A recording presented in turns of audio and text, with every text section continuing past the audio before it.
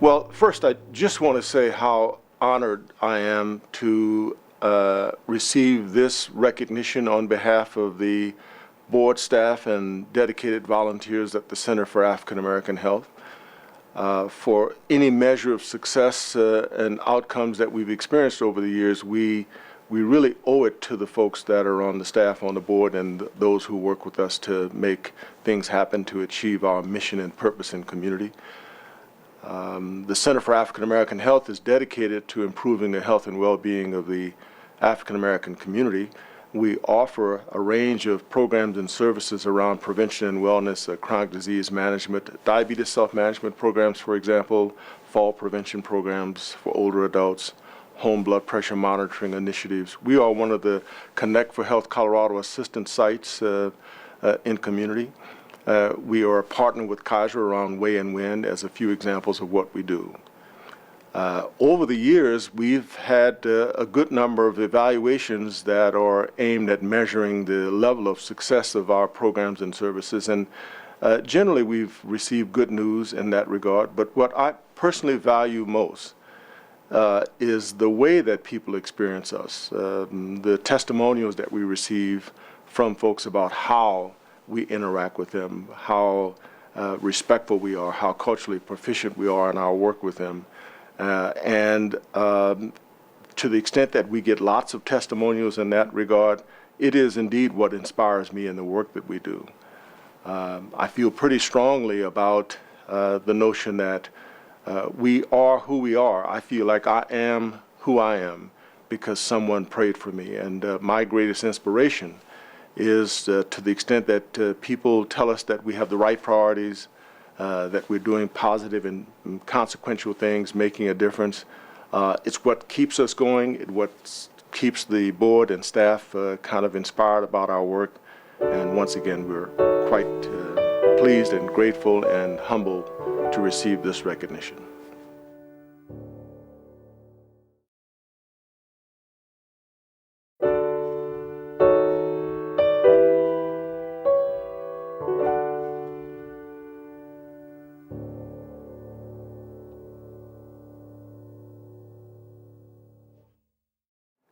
Hi, my name is Dianne Van VOORHEES. I'm a third-generation native of Colorado on my dad's side, and on my mom's side, I'm a descendant of the Turtle Mountain Band of Chippewa Indians. I am an attorney, and I come from a long line of people who strove to obtain good educations and good jobs and to establish productive businesses so that I and my generation and the generations after me would have even better lives than they had. When I got the call from the mayor's office about receiving this award, I started to cry. I simply could not be more surprised and grateful to be recognized by my community in this way. It is my humble honor to serve. But then I found out I had to give this speech, and I cried harder. In seriousness, I want to thank Mayor Hancock and the Denver Indian Commission for this tremendous honor. It gives me great pleasure to serve this community and to have opportunities to focus on making a difference for Native people in Colorado. I also want to thank my family and friends, including my parents, for their guidance and encouragement, and my husband Brian and my son Hudson, who both support my efforts, often by forgiving me when my time and focus is elsewhere. And I want to thank my colleagues and the people I work with for their commitment to improving the legal system and supporting access to justice. I currently direct Metro Volunteer Lawyers. At Metro Volunteer Lawyers, MVL, we recruit volunteer attorneys to provide free legal services to people who could not otherwise obtain legal advice and representation for their civil legal issues. We help nearly 2,000 low-income people each year by connecting them with volunteer attorneys who provide direct legal assistance and representation in the Denver metro area. Native Americans are one of the most underserved populations when it comes to legal services and access to justice. Being at MVL has given me new avenues to try to improve that. For example, we provide a monthly legal information clinic at the Denver Indian Center. It is well attended and gives more people a shot at having a lawyer to assist them. On other fronts, I've had the chance to work with our partner organizations and other supporters to educate the public and the legal community about Native American issues and challenges.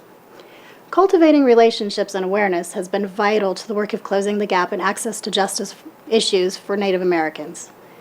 The most recent highlight in my work within this community comes from having been able to broker an agreement between the organizations that take care of Colorado's American Indian License Plate Program and the American Indian Scholar Scholarship Fund that the sale of the license plates support.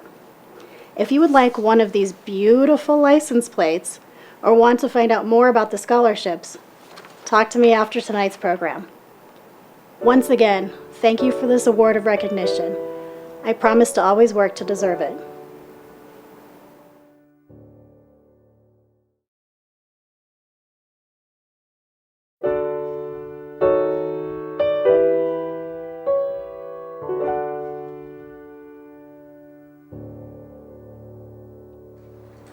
As I look back on my life and think about how I would like to be remembered, I am reminded of how often three maxims come to mind. 1, location, location. And 2, timing is everything. 3, people make the difference. These things have converged repeatedly in Denver, making my life rich and meaningful. I've lived here for the past 40-some years. In the first year, I worked in Northeast Denver at 28th and Downing, delivering programs to youth in juvenile hall and to the community. Being with the right people, in the right place, at the right time, gave me the opportunity to participate in the creation of one of the first community-based programs for juvenile offenders in Denver. Project New Pride, replicated in 9 cities nationally, came into being around the same time as other community programs like the Northwest Youth Services Bureau. The opportunities to work with many different Denver communities and to actively work in young Asian organizations such as Asian Pacific Development Center, Colorado Asian Pacific Alliance, Asian Human Services Association, ASA, and Asian Women's Network also came at this time. Making Waves, Disappearing Moon Cafe were some of the early Asian American theater groups that shaped my interest in the arts. Eulipian's Theater hosted and supported our performances. Right time, place, and wonderful people. For the past 25 years, I've had the joy of working with students from all walks of life, from every ethnic group at the University of Colorado, Denver. Again, the magic of timing, place, and wonderful people. I would like to be remembered as a person who loves the diversity of our communities, who is committed to working in both the Asian and greater community, building bridges that continue to bring a positive future. My loving immigrant parents, family, and friends have supported and inspired me in times of joy and sorrow. I give my most sincere thanks and gratitude to the Mayor's Denver Asian Pacific Commission, whose nomination led to this award. Working with these folks, knowing their commitment to both the Asian and Denver community, makes the future bright for all of us. Timing, place, wonderful dedicated people here tonight make the magic that is our communities working together.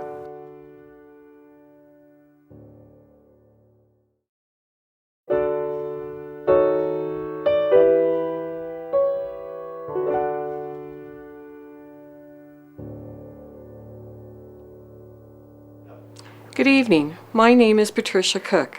On behalf of the Colorado Gerontological Society, I accept this honor. I want to sincerely thank the Honorable Mayor Michael Hancock, the Agency for Human Rights and Community Partnerships, and the Denver Commission on Aging for the nomination and the award for the 2015 Mayor's Diversity Award. Receiving this award has great meaning for me. Advocating for others started when I was 5, when I brought a homeless man home. And I asked my mom to feed him. I sat with him at the picnic table and had some sort of conversation. That experience set the stage for my life's work, helping others.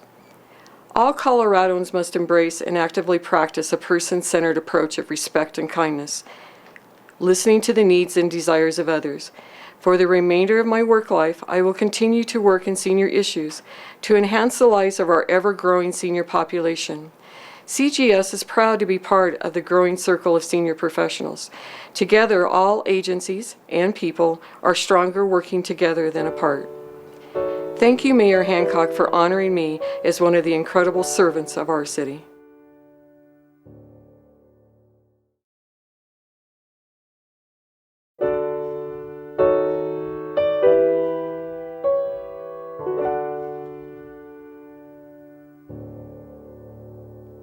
I founded the National Sports Center for the Disabled in 1970. It was originally called the Winter Park Handicap Program.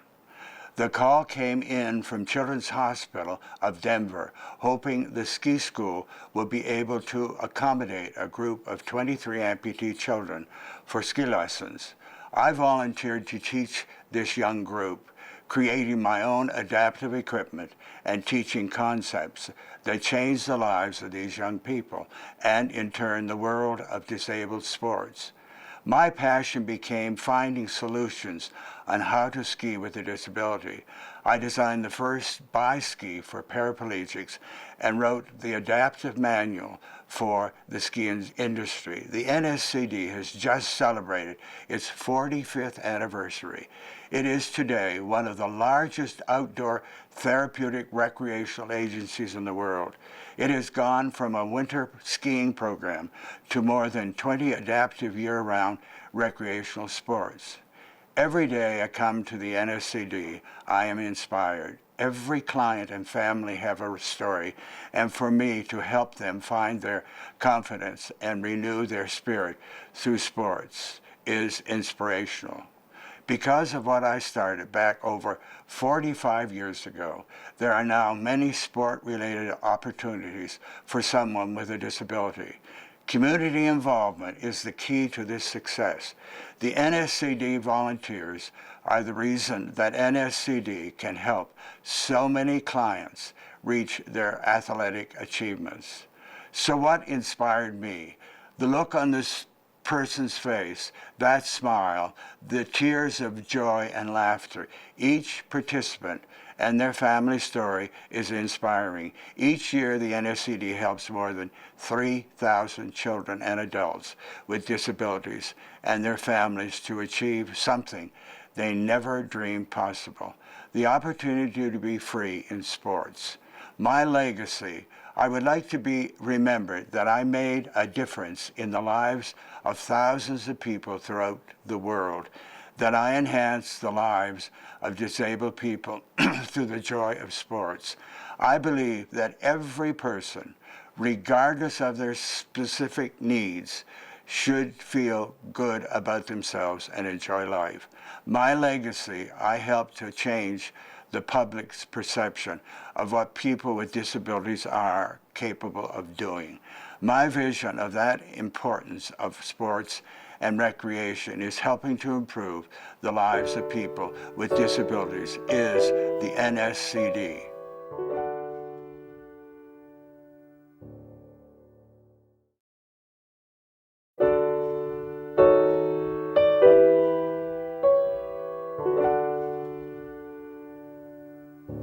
My work inspires me in a lot of ways personally. It brings to light social issues that youth struggle with and go through daily. It reminds me that people are strong and resilient in their own ways. Rainbow Alley has taught me that working with anyone can open new doors and opportunities to learn, and then to take that newfound knowledge and educate others. It inspires me to stand up for those young people that are silenced based on their age. People that are not given a voice because based on their age, they don't know any better. Rainbow Alley inspires me to be proud of my fluidity and gender and to take every opportunity you can get and experience it to the fullest. Lastly, to help others when they most need it. I've never really thought about my legacy. Only being 20, you don't think you leave a big impression on others. But doing our work, I guess we do. My legacy to me should simply be one that sets the standard for upcoming youth staff. I don't feel like I have done anything extraordinarily outside of what was asked of my job. This job requires leadership, an understanding of a community, and a teamwork, as well as being able to meet anyone regardless of social background on their level. My legacy should be positive and humble that I got to experience these young people's lives change right before my eyes.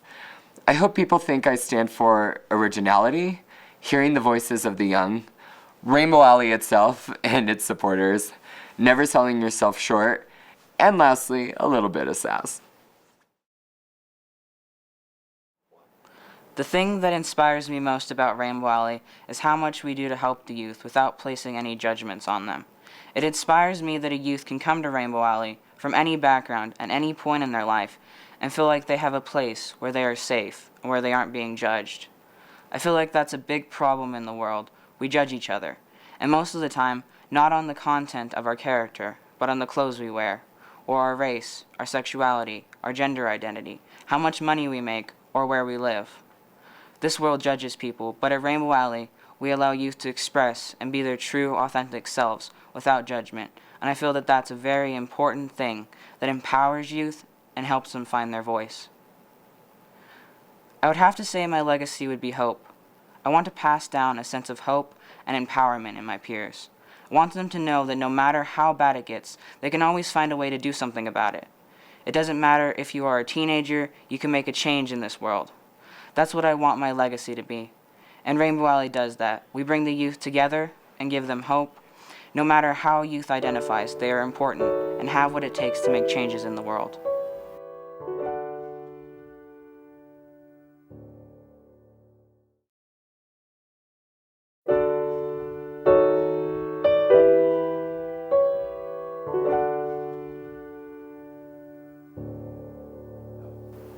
Thanks to the Denver Immigrant and Refugee Commission for nominating me for this recognition. In my work with refugees resettled in Colorado, I have often tried to use alternative or innovative means to help, working outside of what is measured by traditional grant-making cycles. But I'm not the only one taking such alternative approaches. I work with a number of others who deserve this recognition, including Project Worthmore, A La Source, the Human Hope Foundation, A Little Something, and Derek White, last year's recipient of this award. If you aren't familiar with these entities, check them out. Thanks again.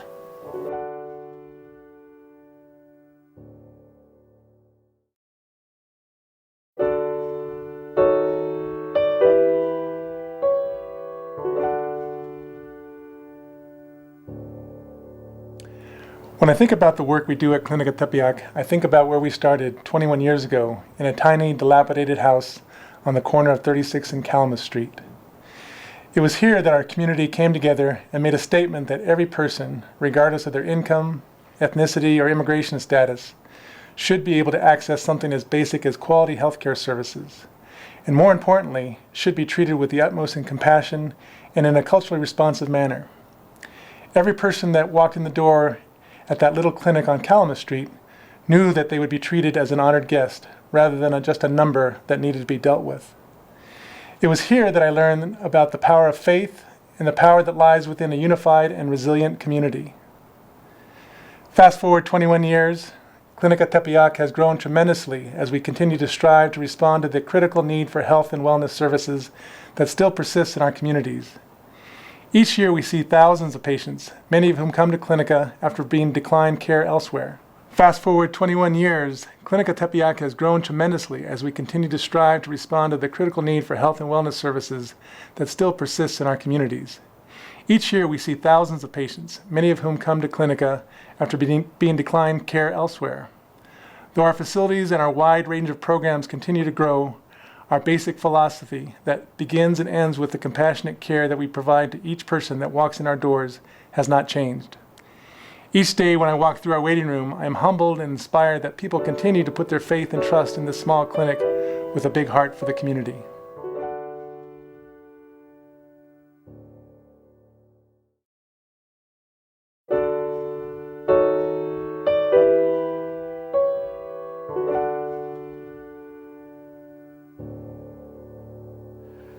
First, I wish to express my thanks to Mayor Hancock, the Agency for Human Rights and Community Partnerships, and the Denver Office of Strategic Partnerships Commission for the honor of the Mayor's Diversity Award.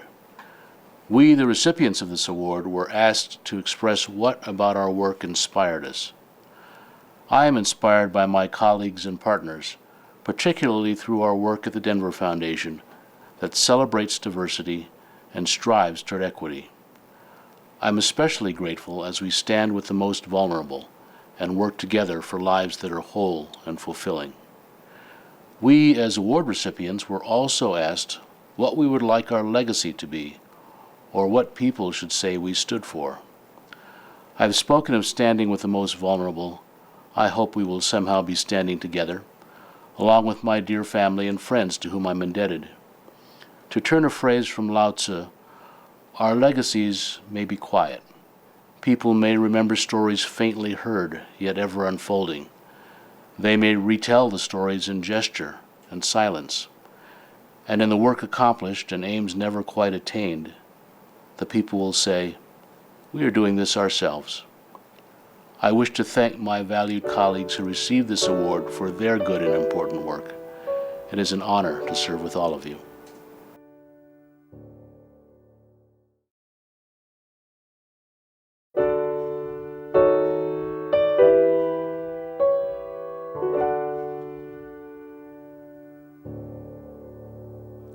Women's Beam Project employs chronically unemployed and impoverished women in several manufacturing businesses.